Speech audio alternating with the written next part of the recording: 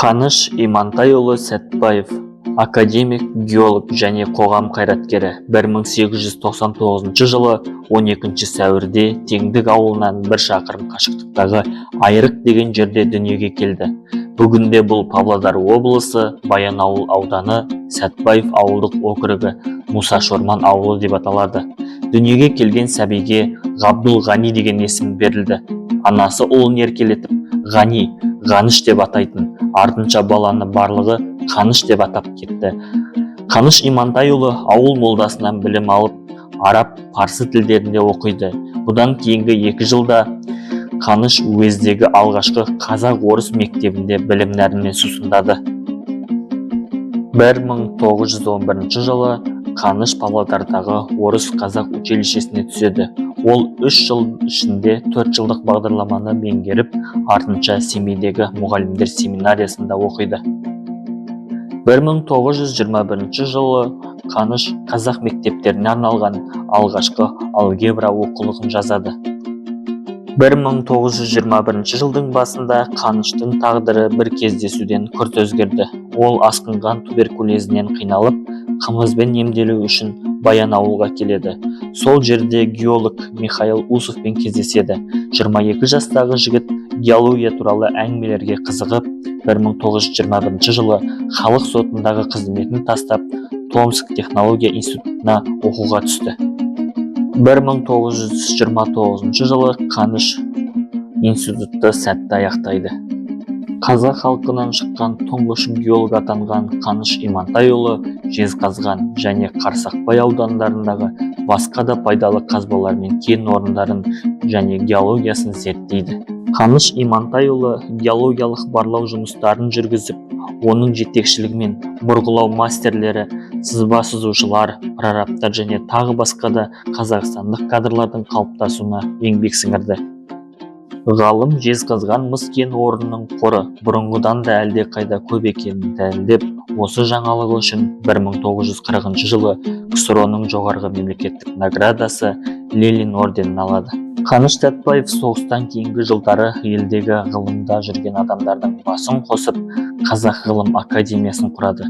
1946 жылы Қазақ КСР ғылым академиясының алғашқы президенті болып, Қаныш Имантайұлы кездейсоқ сайланбады. 1946 жылы маусым айында көп жылғы дайындықтан кейін Қаныш Имантайұлы Қазақстан ғылым академиясының тұңғыш президенті болды. Академия құрылғанда онда 18 ғылыми зерттеу институты, 8 сектор, 7 тәжірибелік станция және 3 ботаникалық бақ болды. Қызметкерлердің жалпы саны 1400 адамды құрады. Оның ішінде 57 ғылым докторы, 184 ғылым кандидаты болды. Қаныш Имантайұлының ғылым мен Қазақстанның индустриялық дамуына қосқан үлесі, оның ғылыми басқару және кәсіпкерлік кешендерді тәжірибелік көмек көрсету саласындағы орасан зор ұйымдастырушылық қызметтеріне айқын көрінді.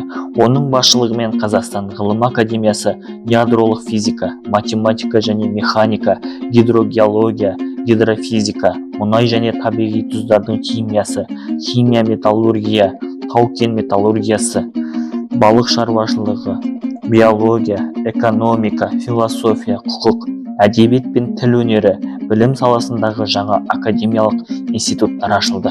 1947 жылы наурызда Қаныш Сәтбаев КСРО жоғарғы кеңесінің депутаты ретінде Лондонда Уинстон Черчиллмен кездеседі.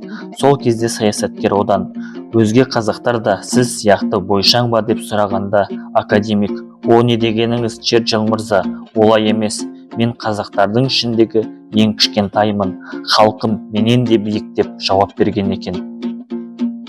Қаныш Имантайұлының өмірінде қиын кезеңдерде көп болды.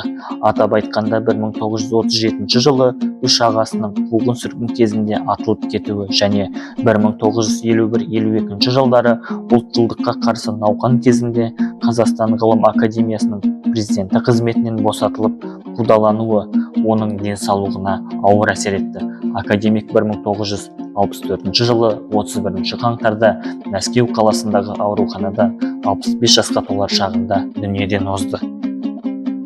Қаныш Сәтбаев қазақ мәдени мұрасы мен тарихына да көп үлес қосты. Атап айтқанда Шоқан Уәлихановтың жазып алған едіге жырының мәтінін қайта жаңғыртып, араб және татар тілдеріндегі қазақ оқырмандарына түсініксіз сөздерден тазартып, қазақ тілінің жаңа орфографиясына сай өңдеді. Қаныш Сәтбаев Ұлытау өңіріндегі басты тарихи, мәдени және археологиялық ескерткіштерді де зерттеп, Жезқазған ауданының көне замандардағы ескерткіштері атты еңбегінде Ұлытау өңірі ежелден металлургия орталығы болғанын, қазақ этносының саяси орталықтарының бірі екенін толық дәлелдеді. Ұлытау тарихының рөлін айқындап, Алтын Орда стилінде салынған Алаша хан, Жошы хан, домбауыл кесенелерінің сақталуына өз үлесін қосты. Қаныш Сәтбаев оқу-ағарту саласына да зор үлес қосты. Ол қазақ мектептерінің төменгі және жоғарғы сыныптарының оқушыларына арналған алгебра оқулығын дайындап, оқулық математикалық білім берудің негізін қалауға көмектесті. Қаныш қазақ халқының музыкалық мұрасын зерттеу мен сақтауға да өз үлесін қосты. Ол Александр Затаевичтің 500 қазақ әндері мен күйлері атты жинағына қазақ халқының музыкалық мұрасының 25 әнін өзі орындап, оларға орыс тілінде ғылыми түсініктеме беріп енгізді.